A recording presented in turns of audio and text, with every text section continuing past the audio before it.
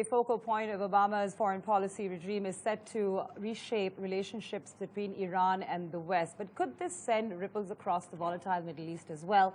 And the question, of course, that every investor is asking, should oil markets really brace for more turbulence? Because what we saw today could be an indication. It's a very important question to ask, and to discuss it, the entire political dynamics of it, we're joined by Dr. Sreeram Chaulia, Professor and Dean at Jindal School of International Affairs. Right, so that's looking more into the future, but Sreeram, I want to bring you in on this. We're saying that this is a done deal, and we've heard from our other guest as well. Amrita was talking about how this isn't really quite just a deal yet. It still needs to go through Congress, etc. But a lot more needs to happen in the U.S. itself. You'd agree that we're some way away. Yeah, we're going to see a 60-day seesaw battle between the proponents and the opponents of this deal in the U.S. Congress. And then there will be lots of elephants in the room, especially U.S. allies in the Gulf region, the Sunni monarchies, and of course Israel, who will all try to clear the pitch. But I think it is a done deal, essentially, because the numbers show that Obama can essentially veto any congressional rejection of the deal. And then Congress doesn't have the two-thirds majority to override Obama's veto. So Obama will have the final word on this, and the sanctions will be lifted. It's a historic moment for the Middle East and for international security as a whole. And there will, of course, be detractors. But I think Obama has the numbers, as well as the public opinion behind him in America, and the progressives and the anti-war movement, who are all now rallying in favor of the deal. So I think we're going to see classic American-style tug of war on the streets, on television, and of course within the chambers of the U.S. Congress.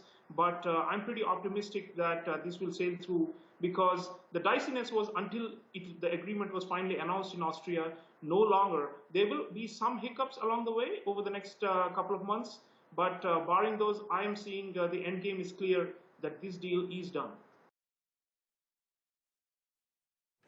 Sreeram, while I have you there, you were talking about what could possibly, of course, now play out within the Congress and within domestic politics. But, you know, if we're looking at the larger picture here, what has it kind of really shown you as a case study about diplomacy versus the sanction strategy, which is, of course, something we've talked about repeatedly in international relations?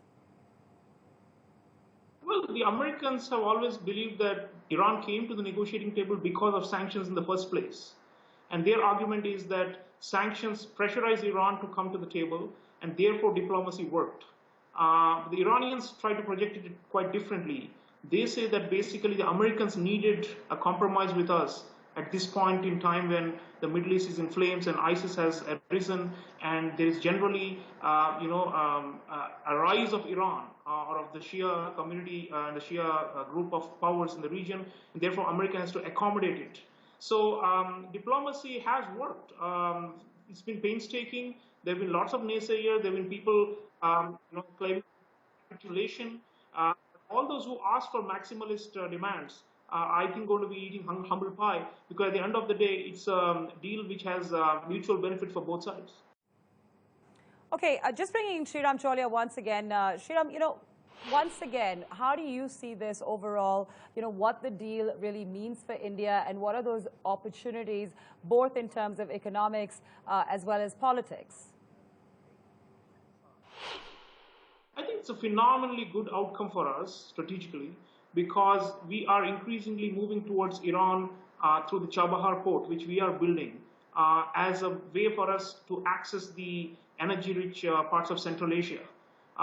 We have been denied direct connectivity to Afghanistan and Central Asia because of the myopic politics within South Asia with our own neighbor. But I think now we are moving beyond it, and Iran is going to become more and more central to this. Prime Minister just came back from Central Asia, and all of it hinges upon Iran being part of the, the corridors of connectivity. So the fact that Iran is now off the sanctions list, is going to be off the sanctions list, and the fact that it is in a way being normalized and brought back into the mainstream of the international community will help us, and it will actually save us a lot of embarrassing situations where we have to explain to others as to why we are dealing with Iran. I think it's a phenomenally good outcome for us strategically, because we Right. We seem to have some kind of connection issue with Sreeram. Sreeram, I'm not sure if you can hear us right now, but I want to ask you this about your thoughts on any prospective tightrope balancing between Modi's relationship with Israel and Iran in this now new scheme of things as we see it. Yeah, well, I think we have made it clear to the Israelis that we value that relationship for other reasons, because we have a strong defense technology-related ties with Israel, and they're also helping us with intelligence and with agriculture and those kind of things. So those will go on, and I don't foresee how Israel could, couple our approach towards Iran, our strategic ties with them, with the ones that is happening with Tel Aviv. So in a way, I think we can have the cake and eat it too. And the Israelis know it because they also need our defense market.